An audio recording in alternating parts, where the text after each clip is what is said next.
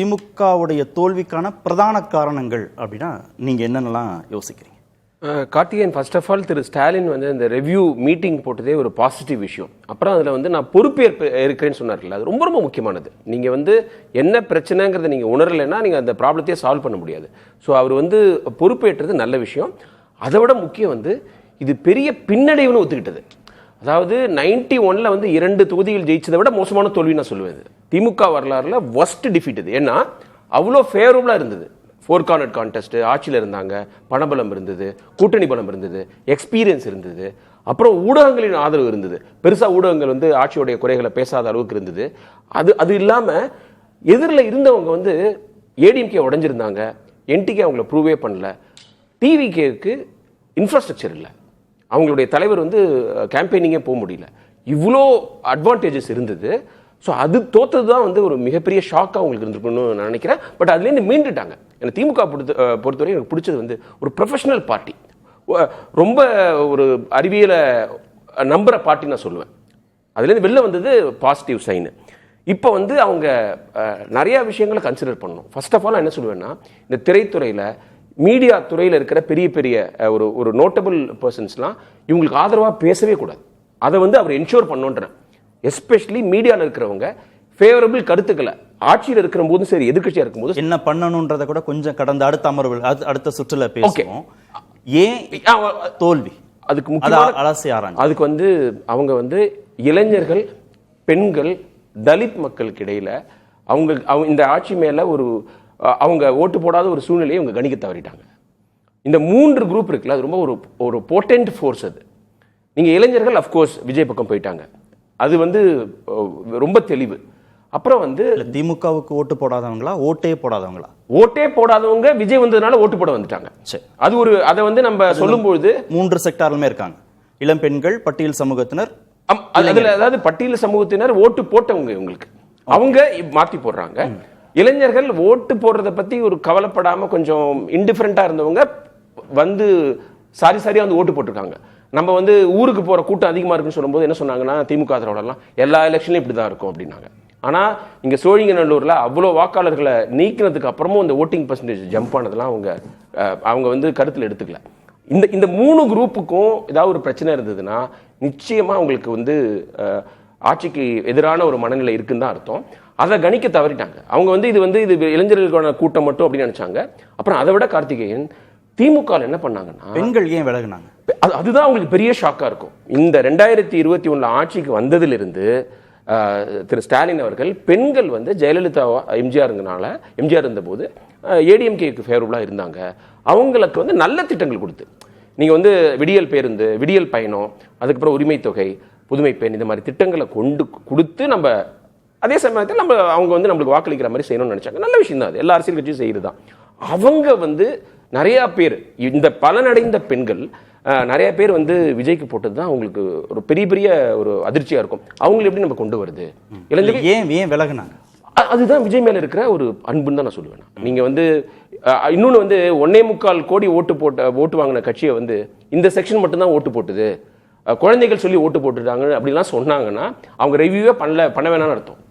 ஏன்னா பலதரப்பட்ட மக்கள் வாக்களித்திருந்தாதான் இந்த அளவுக்கு அவங்களுக்கு வந்து வாக்குகள் வந்திருக்கும். அப்புறம் இங்க வந்து டூ மெனி குக்ஸ், ஒரு பெண் நிறுவனம் ஒன்று இருக்குது, அது இல்லாமல் சுனில் கனகோலு ஒருத்தவங்க இது பண்ணுறாருன்னு சொல்கிறாங்க. திரு ஸ்டாலினே தனியாக ஒரு ஸ்ட்ராட்டஜி அமைப்பு வச்சுருந்தாங்கன்னு சொல்கிறாங்க. இது எல்லாம் சேர்ந்து அந்த சாம்பாரில் எல்லாரும் ஒரு கை உப்பு போட்டாங்க. யார் வந்து ஒரு கமாண்டு, யார் சொல்கிறத கேட்கணும் அப்படிங்கிற ஒரு புரிதல் இல்லாமல் போயிடுச்சு. அதுக்கப்புறம் ரொம்ப முக்கியமான விஷயம், மெசேஜிங்கில் தவற விட்டாங்க. இன்டர்னல் சர்வேஸில் விஜய்க்கு வந்து நல்ல ஆதரவு இருக்குன்னு 1 வருஷத்துக்கு முன்னாடியே சொல்லிக்கிட்டு இருந்தாங்க. அவங்க எடுத்த இன்டர்னல் சர்வேல ஸ்டார்டிங் வித் 20%. அவங்கன்னா தாவேக்கு அடுத்த சர்வேல டிஎம்கே எடுத்த சர்வேல 20+ இருக்குங்கிற மாதிரி ஒரு பேச்சு இருந்தது 1 வருஷத்திற்கு முன்பே. அதாவது விஜய் ஒரு மாநாடு நடத்தின சமயத்துல வச்சுங்களேன், அதை வந்து தொண்டர்களுக்கு கடத்த மறக்கல, ஒரு ஸ்ட்ராட்டஜி நினைச்சிட்டாங்க. திரு ஸ்டாலினும் திரு உதயநிதி ஸ்டாலினும் விஜய் பேரை சொல்லாதது பிளண்டர். சொல்லியிருக்கணும். இப்போ வந்து சட்டமன்றத்தில் உதயநிதி அவர்கள் பேசும்போது நல்லா பேசுறாரு, சப்ஸ்டன்ஸ் இருக்கு, விட்டு இருக்குது, பாயிண்டடா இதையே நீங்க முன்னாடியே பேசல. இல்ல ஒரு புரிதலுக்காக கேட்கிறேன், டிகோட் பண்ணுங்க.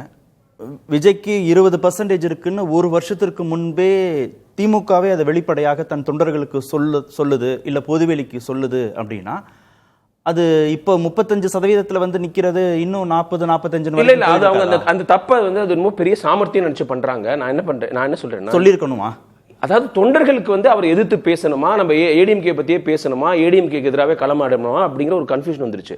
நீங்க தலைவர்ல இருந்து கடைக்கோடி தொண்டன் வரைக்கும் ஒரு ஒருங்கிணைந்து செயல்படணும். யாரு பிரின்சிபல் எதிரிங்கிறத தெரிஞ்சிருக்கணும். இதுல வந்து அவங்க ஏடிஎம்கே நினைச்சிட்டு இருந்தாங்க, ஏடிஎம்கே கிடையாதுங்கிறது. ஏடிஎம்கே விட டெல்லின்னு பேசினாங்க. அப்புறம் ஆனா இங்க போட்டி வந்து திமுகவுக்கும் அதிமுக வந்து திமுக காரங்க சொன்னாங்க, விஜய் தான் வந்து டிவிகே டிஎம்கேன்னு சொன்னாரு. அந்த மெசேஜிங்க கிளியர் கட்டா சொல்லியிருக்கணும்.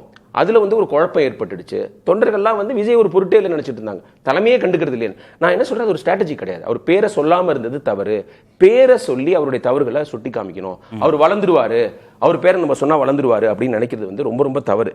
அப்புறம் வந்து இந்த கட்சியில இளைஞர்களுக்கு ஒரு பெரிய டிஸ்கனெக்ட் ஏற்பட்டுடுச்சு. நீங்க இந்த மாவட்ட செயலாளர்கள் கூட்டத்தை பாருங்க, அதுல வந்து எவ்வளவு இளைஞர்கள் இருந்திருப்பாங்க. 45 வயதுக்கு கீழே ஒரு மாவட்ட செயலாளர் இருந்திருப்பாரு. அதுல எல்லாருமே வயதானவர்கள்.